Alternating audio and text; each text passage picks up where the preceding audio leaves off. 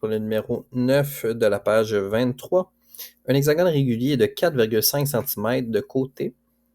On peut tout de suite aller noter la mesure d'un côté. Côté ici. 4,5 cm. C'est un hexagone, donc ça implique que 6 côtés. Donc, la grande diagonale mesure 9 cm, forme la base d'une pyramide. Si la hauteur de cette pyramide est de 20 cm, quel est son volume? Parfait. Fait qu'on a une pyramide. On vient voir dans nos formules une pyramide. La formule, c'est l'aire de la base fois la hauteur divisé par 3. Fait que volume total, l'aire de la base fois la hauteur divisé par 3. Parfait. Donc, l'aire de la base, il n'est pas directement écrit dans le problème. On va procéder un peu différemment. Je vais aller calculer directement l'aire de la base. Okay, on va aller chercher la formule de l'aire de la base. C'était un hexagone, donc c'est un polygone régulier. La formule, c'est can sur 2. Et can, dans le fond, c'est le côté fois l'apothème fois le nombre de côtés divisé par 2. Donc, c'est can sur 2. OK. Donc, mon côté, je le connais, c'est 4,5. Mon apothème, enfin, c'est du milieu jusqu'au milieu d'un côté. Malheureusement, je ne le connais pas. Et mon nombre de côtés, ben là, c'est un hexagone, donc c'est 6.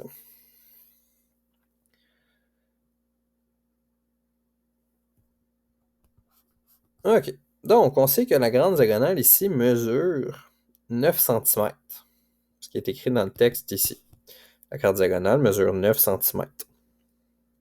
Ce qui implique que de la moitié, ça va être la moitié de 9. Fait que ça ici, ça va être 4,5. Ensuite, mon apothème, elle arrive au milieu d'un de mes côtés.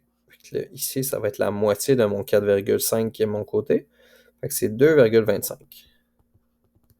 Et ça me forme un magnifique triangle rectangle comme ceci, qui est 2,25, une des cathètes, et 4,5, mon hypoténuse. Donc, on va aller utiliser Pythagore. Pythagore, c'est A2 plus B2 est égal à C2. Donc, puisqu'on cherche une cathète, on va arriver que A va être égal à racine de C carré moins B carré, puisqu'on cherche une cathète. Et on va être capable avec ça d'aller écrire avec nos chiffres à 4,5 au carré moins 2,25 au carré. Donc, je rentre ça dans ma calculatrice. La racine de 4,5 au carré moins 2,25 au carré, ferme la parenthèse, égale à peu près égal à 3,897. Ça, c'est mon apothème. 3,897. OK, donc j'ai tout pour faire l'aire de ma base. Donc, l'aire de la base, elle va être égale à C, mon côté, fait 4,5, multiplié par mon apothème, fait 3,897, multiplié par mon nombre de côtés qui est 6, parce que c'est un hexagone, divisé par 2.